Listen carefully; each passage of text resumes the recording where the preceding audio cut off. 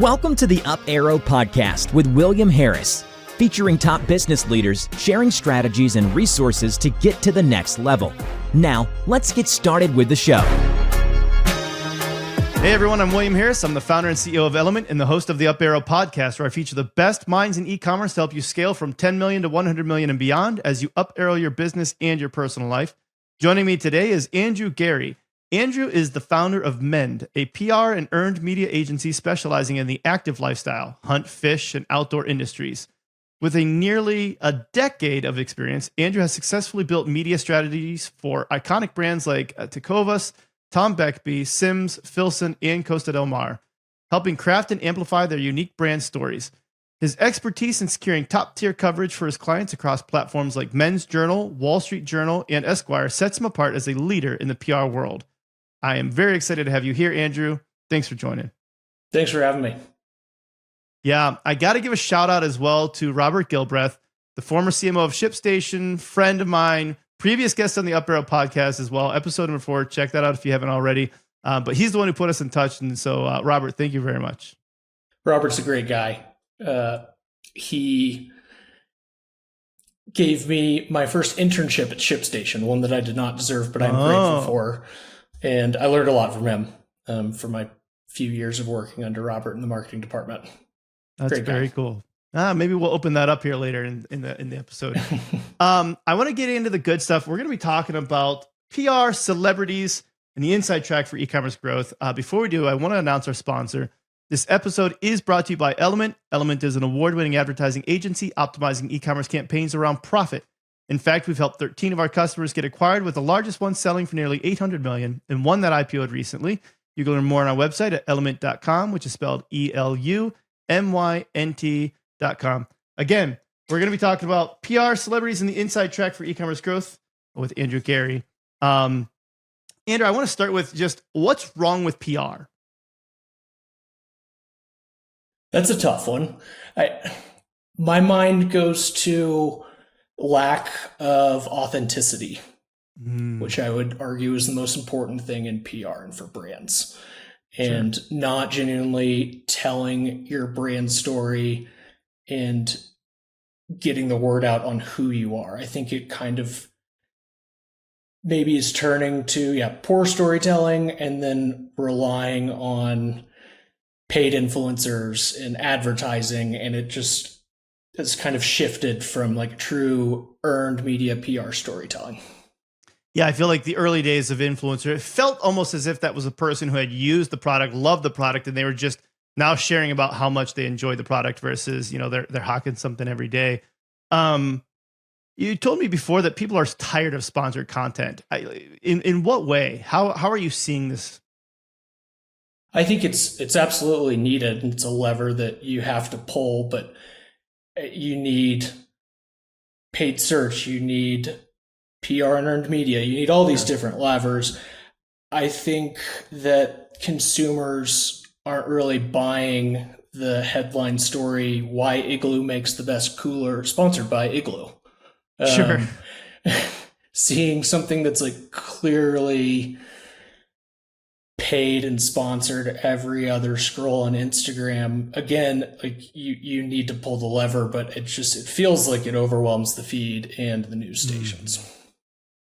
How do we let's talk about with the rise of, let's just say, social media and journalism, citizen journalism, let's say specifically, how has the role of traditional PR evolved? I think it's finding, kind of to your point earlier, of folks that really enjoy your products and brand and want to speak about it because they're like, I get it, I love it, and I can talk about it honestly. I went on a press trip recently with an influencer that does go on paid trips, but she was like, I've been a fan of this brand for a really long time, and I want to come be a part of this, essentially for free, and speak volumes to it just because I love it. And I think the more platforms that you could use versus when it was just pitching newspapers, YouTubers, different content creators, you can reach all these folks in an earned way that will move the needle. Yeah. And we see this a lot. Like AG1 has done a great job with podcast influencers, if you would, right? Where it's like, I feel like they sponsor almost every really good big podcast in the health space. And so there's a lot of people that are out there, saying really great things. And you could take that sponsored message. And oftentimes if you've negotiated the right fees and things like that with them, you can turn those into ads down. So you've got this really great dynamic ad that's being amplified even beyond whatever that podcast was. That's just one example. We've obviously talked about a couple of ways in which PR is maybe broken, or at least traditional PR, in the way that things have been done. How do we fix it? What are some of the ways that we can go about improving PR now?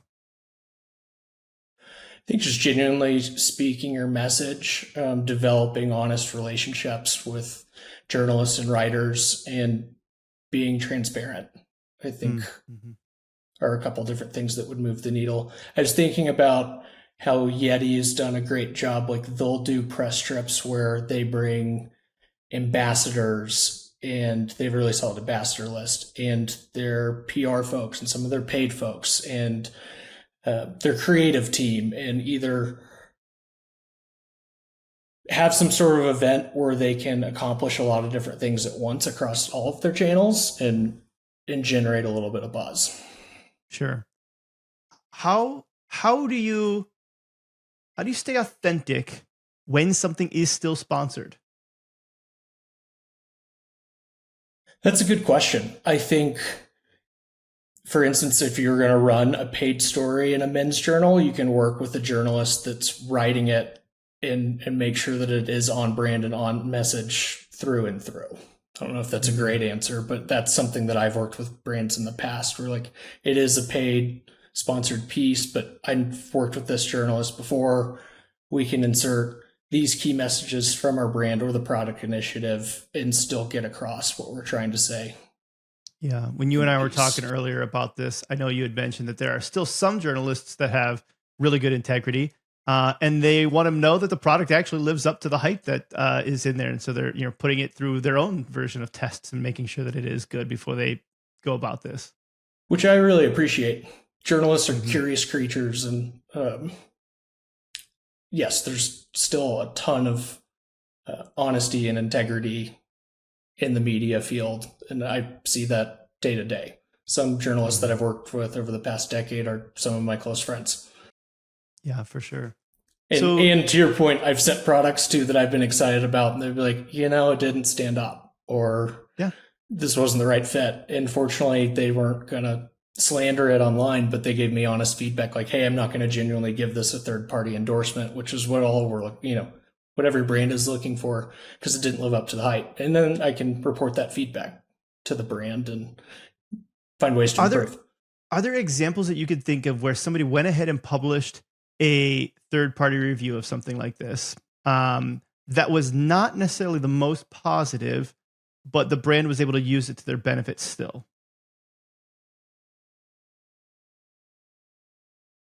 I'm going to have to get back to you on that. Nothing really rings a bell. That's out there in my field.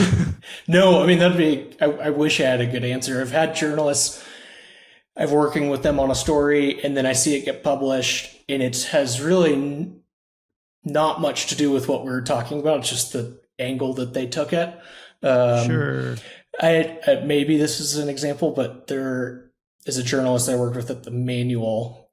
Great guy. He wrote up something about one of my brands recently and compared it to like a James Bond style thing, which we never talked about. And I didn't necessarily initially see that comparison, but he did, and it was great. Sure. I think that's the thing that's interesting about, let's say talking about staying authentic, when you're talking about bigger pieces like this versus influencers as well. One of the things that we found to be the most helpful is to allow the influencer to speak their language, to use their phrases, put as little constraint as possible on there. There might be like this one overarching thing that you're trying to get accomplished, but allowing them to say things in their language allows them to be more authentic. It feels more genuine to their listeners or readers. And we found that it's unlocked things that we didn't know about maybe a particular product or brand. There was I'm not a beauty expert. I'm not necessarily on this account, but there was an account that we had that was some type of a beauty device that I think like helps get rid of blackheads and stuff like that. And you kind of like, I don't know, you kind of like do this with it. I'm not the guy to know, but I will say that one of the things that was interesting is an influencer called it a face spatula. I don't remember what it was actually called. We had never called it that. Nobody at this company had ever called it that. And this was like a $50 million company. This wasn't a small company. They were doing well. Yeah. They never used the word face spatula. And we go, that's interesting. So we start using that to see, well, what do people think about using that as a face spatula? Because it did well from an influencer perspective. Start running it in search ads. We start running it on social ads. And we're like, people like calling it a face spatula. There you go. You wouldn't have known that sometimes, though, if you put too much restrictions on whoever the influencer is or whatever the PR contact is that you're trying to reach out to. To bring up one of your previous questions on like how things have evolved, like, and how to make maybe the job easier for a journalist on speaking to your brand's authenticity. This concept is nothing new, but I feel like has evolved a little bit, or maybe I'm just using it more often. And I've seen other professionals in the field use it, or press trips where it's not 5 to 10 journalists all coming to one thing. It might be just one or two, or more like one-on-one experiences, if you will. Because I think it's hard if a brand is launching a new product or initiative and there's 10 to 15 journalists there, it's hard to find angles for all 15 to 20 of them, right? Sure. And it kind of gives more creative direction for a journalist if it's a more intimate or just more of a one-on-one experience. I like that. I feel like, go ahead. Oh, I was just going to say, I did a press trip once with a journalist and his son, who's a fly fishing guide in Montana. And the three of us went to the backcountry and tested products and took photos and had this like amazing experience. And I like to say that I crashed like a father-son trip and turned it into like a press trip, if you will. But it was meaningful. It was a lot of fun. And it probably, like you said, was more authentic as a result of that. Was. Yeah. What about, let's go into some of the tactics. What are some of the tactics that we have at our disposal from, let's say you're an e-commerce brand, you're at 20 million, you're trying to cross into the 50 million, $100 million range. What are some of the best tactics that they should be starting to look at? Because I will say that we work with a lot of brands that are right in that spot, and the amount that they spend on PR intentionally is $0. Like they're not doing a lot at all. They're running a lot on ads. They're maybe doing SEO. They're not doing PR. What are the things we got to get them started on so they can really start to get the taste and understanding of this? And then where do we expand and grow from there? Yes, a couple points on that. I would say your product is your gold. I've seen brands that have been generous with their products, sending to content creators, journalists, taking part in other brands' press trips where their products might be like utilized in another way to get in front of more eyes. Like brands that I've seen be like, hey, we're going to dedicate, this dollar amount to gifting the products that we think, are our best, and these people would really appreciate it, could grow our brand. That's probably number one. I also think that every brand needs, to some extent, a PR person, an earned media guy or gal that is on the ground, hungry and hustling to spread the word about your brand and products. I think basic steps is like you're writing press releases, you're pitching products where appropriate, you're looking at long lead opportunities, you're trying to pitch business CEO stories, you're trying to get your executive team on podcasts like How I Built This, or just every day hustling to find earned opportunities to insert yourself, racking up as many holiday gift guide placements as you can so that when someone Googles what to buy my girlfriend for Christmas this year, the North Face puffy shows up in Forbes, right?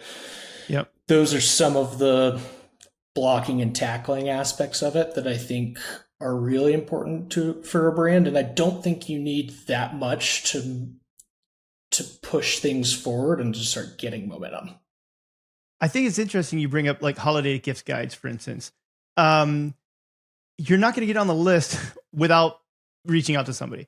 The likelihood of your product ending up on that list is very, very, very low because they're going to naturally gravitate towards the monstrosity companies already. And unless maybe you've got something that already went mega viral on TikTok or something like that, you're just not going to end up there unless you reach out to somebody. If you reach out to somebody, you still might not end up on the list, but you at least have a chance because the reality is they don't know who you are.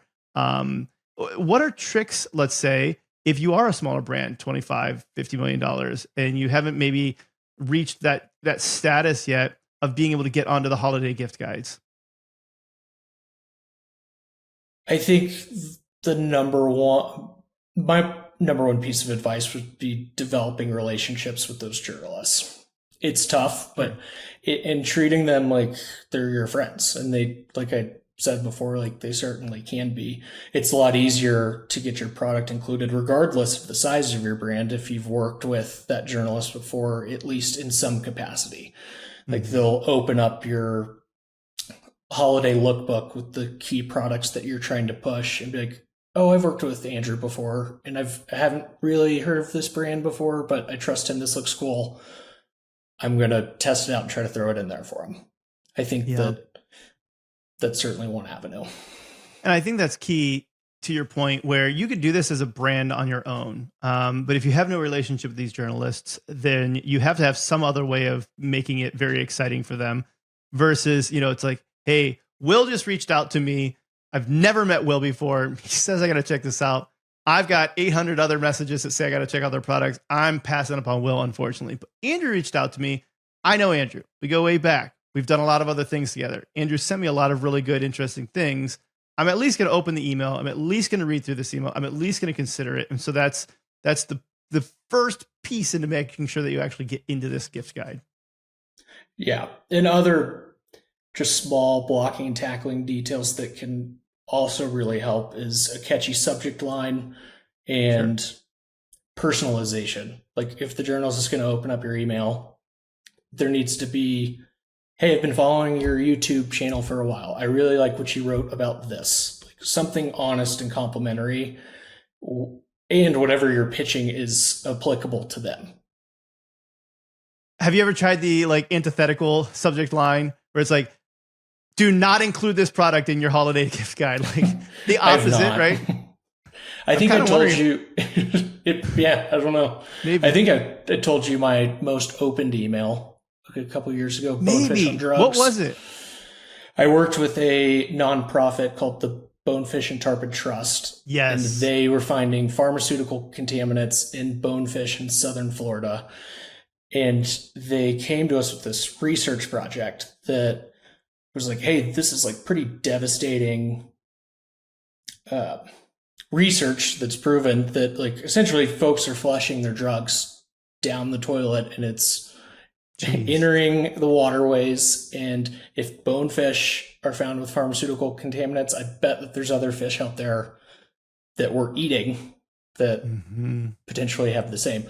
So anyways, it was a bipartisan issue. It was really cool. They were like, we need to help spreading the news. So my subject line was like bonefish on crack ? And it exploded. And it was cool because like Fox News was talking about it, CNN was talking about it, Axios, and it kind of blew up, which was really cool and generated a lot of momentum for that nonprofit and the study that they were working on. And for me, it was just kind of a blast to work on. Yeah. And I'm willing to bet that the brand itself, the nonprofit, they're not going to think of that. They're not going to think of a subject line that says, bonefish on crack, or maybe they could. It's just unlikely that they have somebody on their team that's thinking about what's going to really catch the attention of these PR contacts. So back to the catchy subject line. I feel like that one worked. Yep.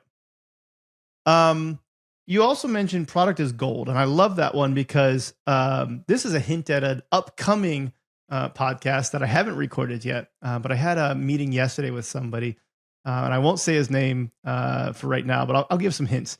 He was the founder of Sweet Leaf Tea, founder of Waterloo. So he's got a couple of really great beverages, CBG stuff, but he's got a really good take on product being gold that I really appreciate that you just said here. And one of the things that he mentioned is you have to get your product in as many people's hands as you possibly can. Like, that is the thing. If they don't try it, they're, you got to get them to try it. So when you talk about product is gold from a PR standpoint, what are you doing with that? A lot of different things. One example that comes to mind that I didn't work on, but a former colleague of mine did. Are you familiar with Honey Stinger? They're like gluten-free, nutrient-rich waffles. And a lot of ultra runners use them. And she had some relationship with an NBA team. I'm already butchering this, and I think it was Dwight Howard. But the whole team was eating them on the bench during an NBA game. And it became a little bit of like a phenomenon for like a weekend. And the front page of like, I think it was the Wall Street Journal had like Dwight Howard eating a Honey Stinger waffle. And back to the product is gold thing. Like, I doubt she knew that. There's no way that she knew that that was going to happen. But she established some sort of relationship with that team, or convinced somebody that like, hey, your players should try this. And whatever that box of gluten-free waffles cost was certainly worth the buzz that they got. And that's something that you simply can't pay for. Right. Now, that reminds me of a company that I worked with that sold coats, and I won't say their name, but yeah, people could probably find it out. But just because I'm sharing maybe some information here, $2,500 coats. Like, these are not the cheapest coats that you can buy online. Very nice coats.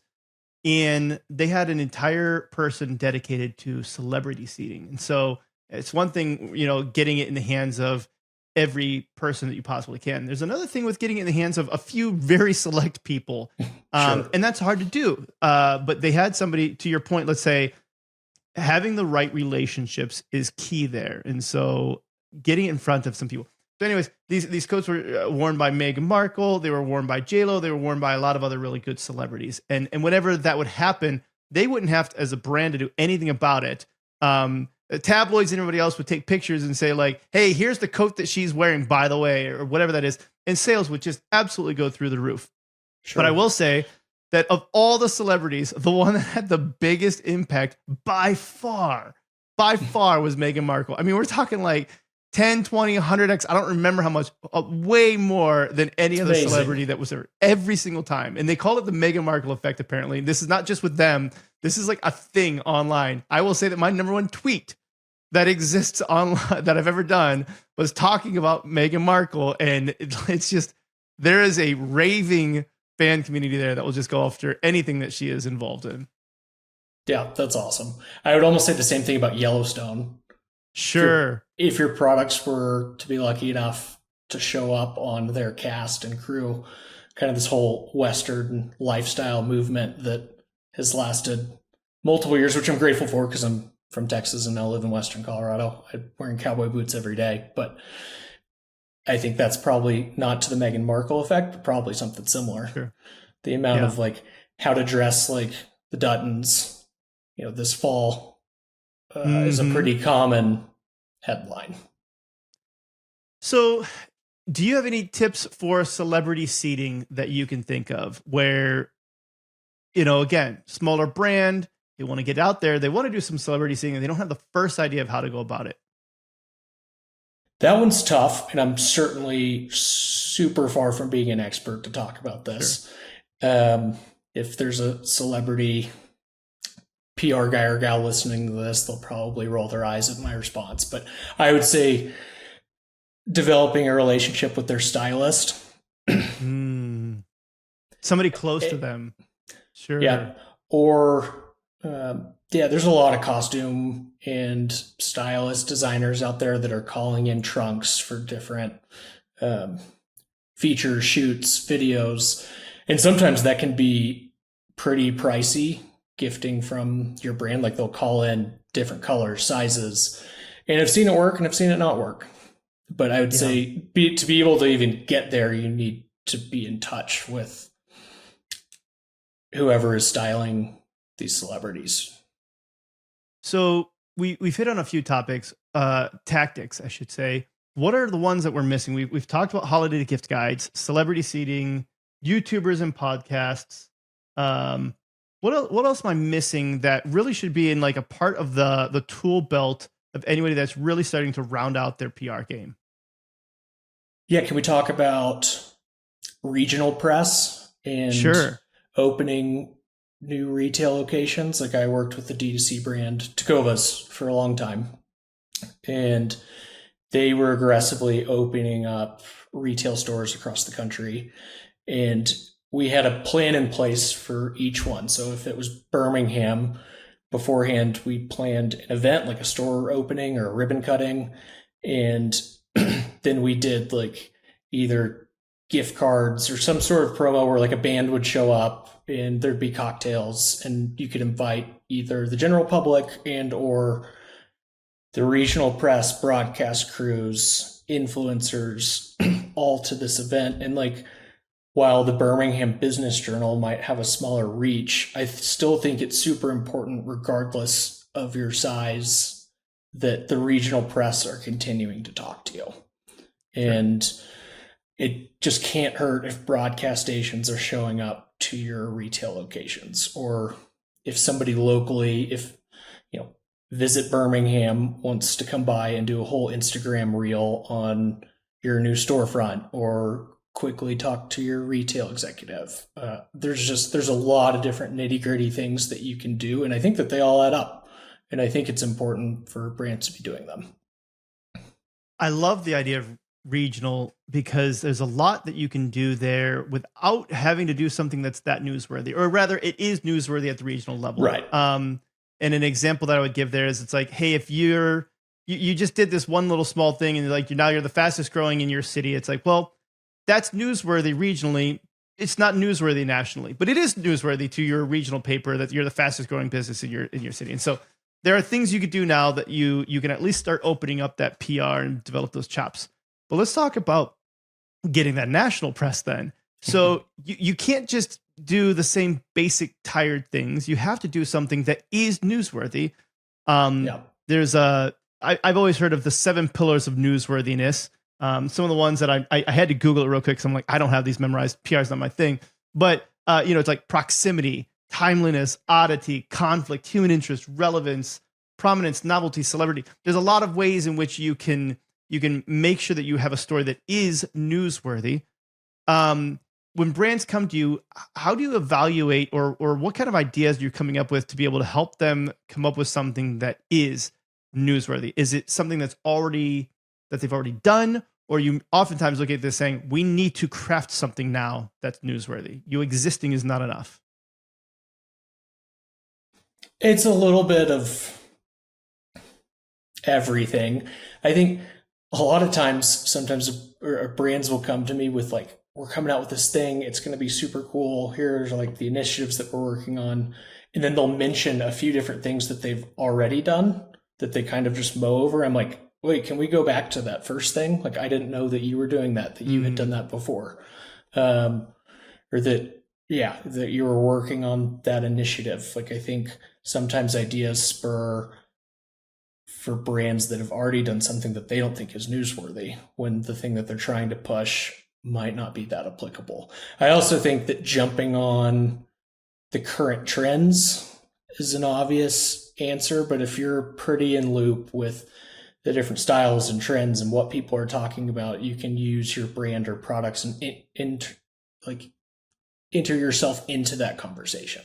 Similar to the Yellowstone Western lifestyle. Like if we're talking about all these different, wearing cowboy boots to the bar, like we need to be pushing your pearl snaps and boots. Like this is something going on right now. We need to capitalize on it immediately.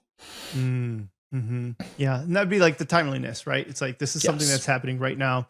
During COVID, we had a brand that was, they sell Christmas ornaments, like glass blown Christmas ornaments. And they came out with a couple of really interesting ones during that time, which was like a bottle of hand sanitizer, toilet paper. It was like these things that were very relevant at that time. Now, a toilet paper ornament, in 2024 doesn't really hit the same way. Nobody's like, oh, that signifies my life here in 2024. But it did during COVID. And so I think that, to your point, like there's an element of timeliness that can really impact that. During COVID, I was working with a brand out of Bozeman called Sims, and they make Gore-Tex fishing waders. They're pretty renowned in the outdoor fishing space, but they make all of their Gore-Tex waders in-house. And during COVID, the guy that I worked with over there was like, hey, by the way, we've stopped making waders for the next month. This was peak COVID. And Wow. we got our designers to make hospital gowns for the surgeons and staff at the Bozeman Hospital made with their Gore-Tex. And we're donating all of them. And I was like, that's amazing. And he didn't ask me to help spread the word. I was like, I'm going to at least pitch this story to the regional press because this is cool. And we got, I think Fox ended up covering it. It went much broader than regional, but to the example of like somebody bringing up something that they're doing that wasn't necessarily like, hey, we're doing this because we want press, just FYI, we're doing this. It was like, well, this is back to the timeliness thing. Like we should definitely get the word out that this is happening.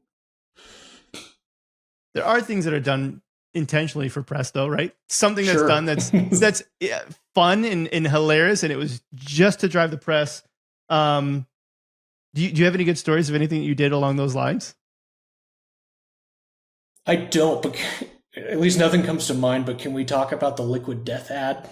Yes. Do you remember talking You and about I that? talked about this before. You sent this over. Please. Everything that they put out, I think, is gold. Yes. I was not familiar with the brand. Maybe I'm too old. My little brother, who's like fresh out of college, I saw cases of this Liquid Death in his truck one day, and I was like, what? Is this like a new beer? And then from there, I've just seen it escalate. And they ran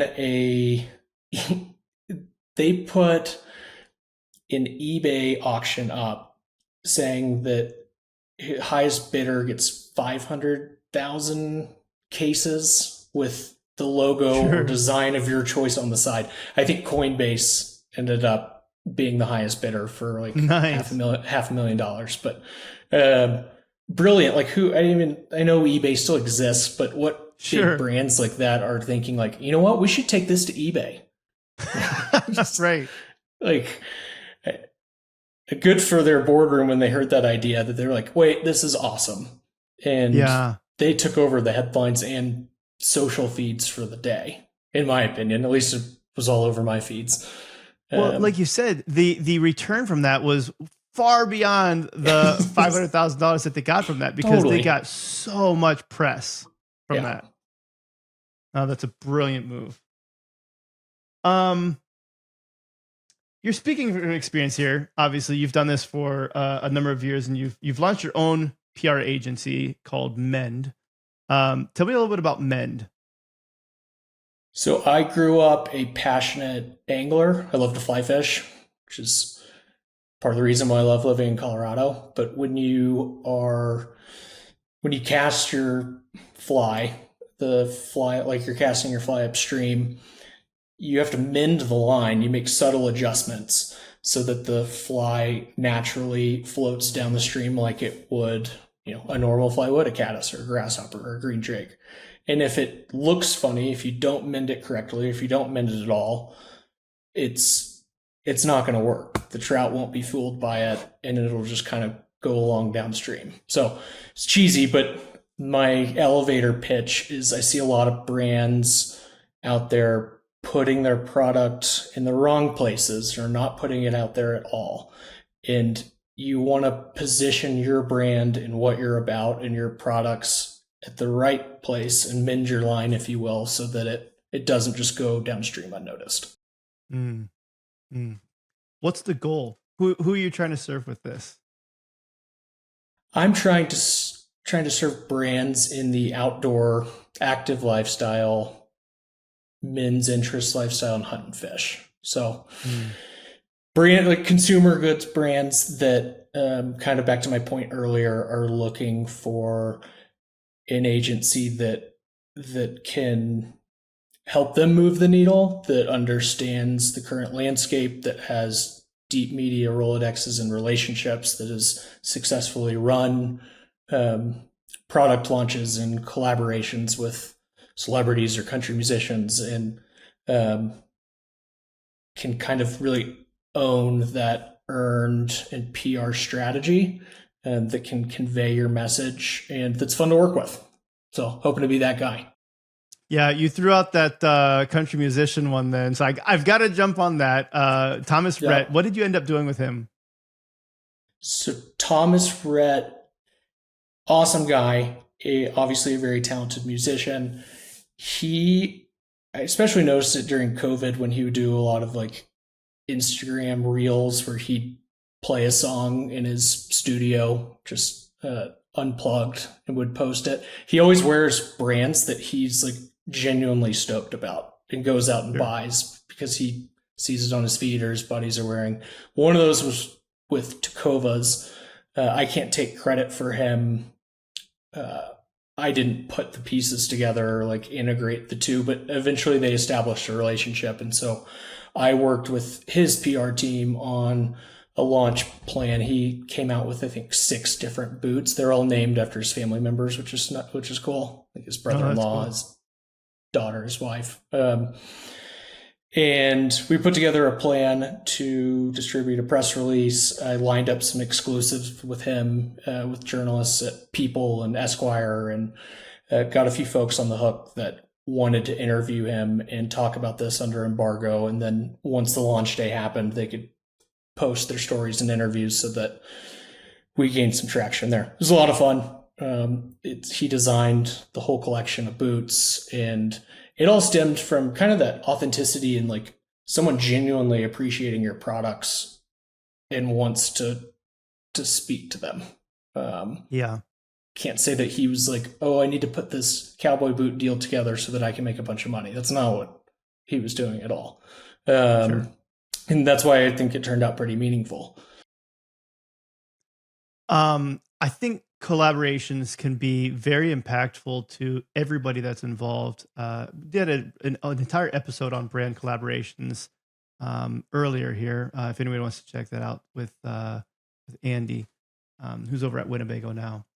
One of the things that I think that I really appreciate about collaborations is that it can be done very well, even with significantly disparate entities. So Agreed. Massive shoe brand can work with like small mom and pop milk brand or whatever, right? Like there are some ways in which you can blend things together very well. There are also some ways in which you can really screw up a collaboration.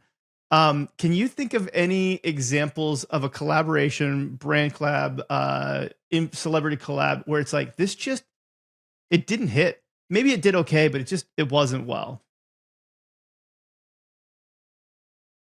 Man, that's a good question. Do you remember the iPhone 6 Bendgate? Yeah. I forgot kind of 6, but I do remember that. That I don't know why that just came to mind, but and that wasn't really a collab, so that's probably not a great example, but I just remember seeing that online a bunch, and that was like when the iPhone was, I guess it was 6, so it was relatively new. Yeah. One that comes to mind for me while you think go ahead. Was Arby's and Warby Parker. Like they did a collaboration. And like that's tough. Can like, yeah. And it's like almost because their names just were so similar or something, like there was no other good reason for it. And I remember it did not perform very well. I think across the board. Yeah. Let me think on that. I should have a good answer for you, but I don't know why Bendgate was what came to mind. But I know Kendall Jenner and Pepsi had that commercial that ended up being controversial. That had to be no fun to be the PR person for either party there. But I like your Warby Parker Arby's collaboration. It's kind of funny. Yeah. I think you have to be careful. Let's just go back to authentic. I think that's the theme that you had talked about earlier, right? Where it's like it's got to be authentic. There's got to be something more here than just like Arby, Warby, close. Let's do it. It's like there's got to be a better reason. What else am I missing? Let's say that you're talking to a brand who, again, is in that 10, 20, 30, $40 million range, and they want to be over 100 million. They're starting to realize that there are some scaling inefficiencies from an ad perspective, an SEO perspective. They're looking to PR to help come in and drive things for them. What else am I missing that we need to talk about? Analytics, tools, whatever? Yeah, I think if you look at all of your marketing partners, if you can find a team that can really well, they can just do a solid job integrating with the rest of your partners, right? Like your PR guy or gal needs to be dialed with the affiliate team. The paid team needs to keep the PR folks in the loop with where they're spending, with who they're spending, so that you can leverage some of your titles and contacts to wherever they're spending a bunch of money. I think having a super well integrated team that really understands your brand and wants to march to success together and can just leverage the expertise of one another. It sounds simple, but I've worked with a lot of different brands where they bring on, like, one brand in particular had an influencer agency that just was so unfamiliar with their space. And it wasn't that agency's fault. I was just like, how do y'all not see how they might not be the best fit? I'm sure they're super great at their lane, but as far as your brand and what you're trying to accomplish, it's hard to do your job when you don't know the space really well. You're not integrated at it. That's fair. I feel like that's one area where advertising, for the most part, differentiates between PR. And I explain this to people all the time when they're like, well, how many people do you have in XYZ vertical? It's like, I don't know, let's just make up a thing. Like, it's like sprinkles. We sell sprinkles. And it's like, well, how many other sprinkle companies do you have? It's like, well, I have 0 sprinkle companies, but here's why that doesn't really matter in advertising. Sure. Because the tactics are mostly the same. I don't need to have the contacts and the relationships with sprinkle company PR people. But to your point, knowing your lane, your vertical, your niche, like, makes a big difference, because the contacts you have, you can only develop so many relationships with people. And so you are constantly making sure that you know what is at, like, the forefront of your specific, lane, like you said. Sure. Are you familiar with Tillamook cheese? Oh yeah, absolutely. Love their cheese. Good cheese. They make more than just cheese, but I think they're known for the cheese, though. They are known for the cheese. I think their marketing is gold.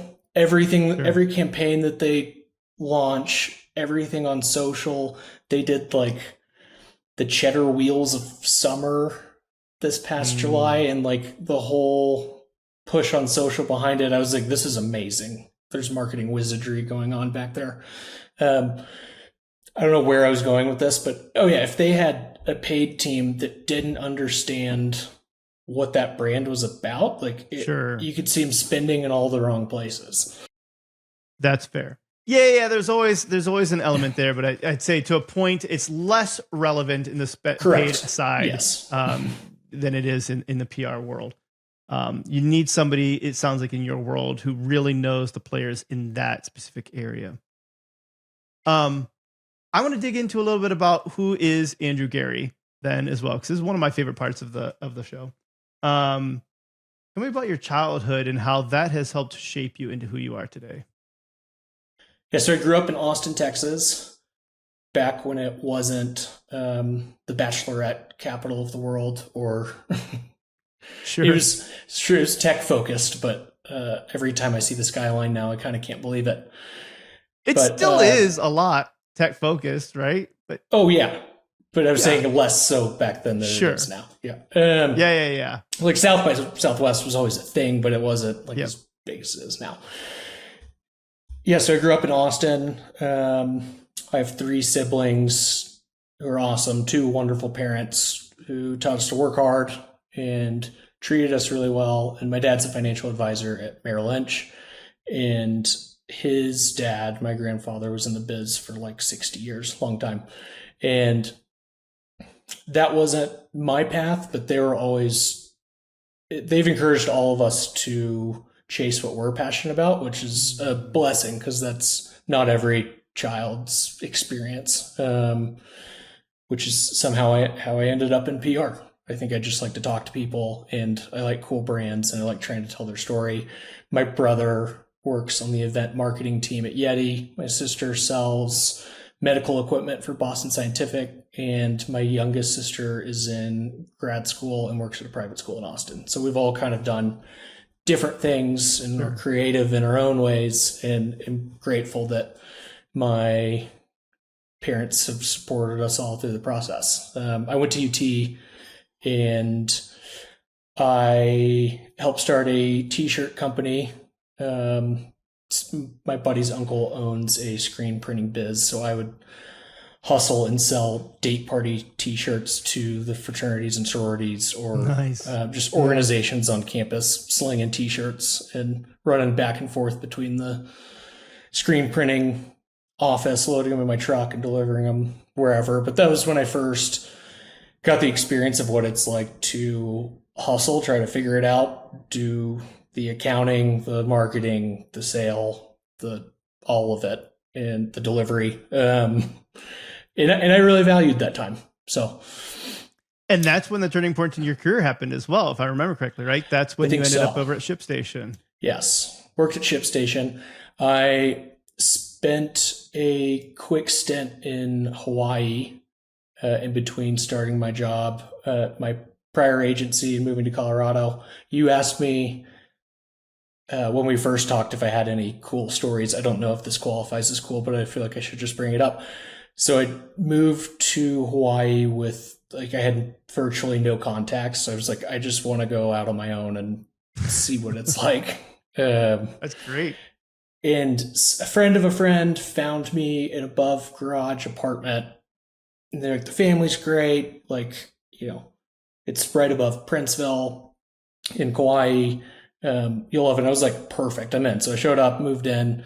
The first day, this gal knocks on my door and she was missing an arm and she was super sweet. And I was like, she looks so familiar. And her name was Bethany. It was Bethany Hamilton. I don't know if you're familiar. So I got to know her family. I went to her wedding. Her brothers taught me how to surf. Wow. That's crazy. I don't know why. I guess that was just, so bring that up because that was after ShipStation and before I moved here. So that's kind of my growing up, if you will, tied with your question on a cool story. I'm drawing a blank on the name of the movie. Do you remember what that was called? Soul Surfer.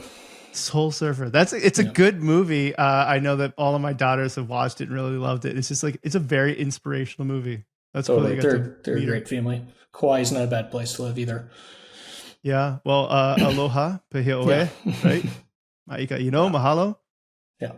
So now I live in Carbondale, Colorado. I've been here for 8+ years at this point. I rarely run into somebody that's ever heard of it, but it's far from Denver and down the road from Aspen. So on the western slope. Oh, very nice. What's a quote that you live by? Man, I don't have a great one.